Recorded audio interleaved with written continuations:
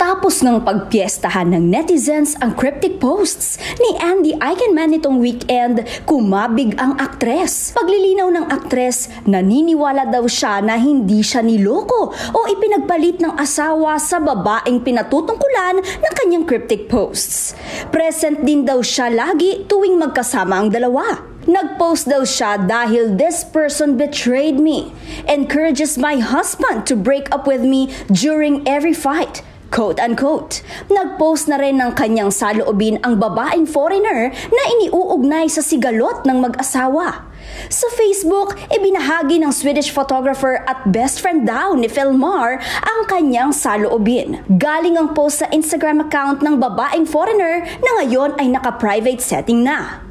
Sa isa sa kanyang post, sinabi niyang wag naman daw sana siyang husgahan, lalo't hindi naman alam ng netizens ang buong kwento. Ipinapalagay lang din daw ng mga nagkokomento na naiintindihan nila ang sitwasyon, kahit hindi naman talaga.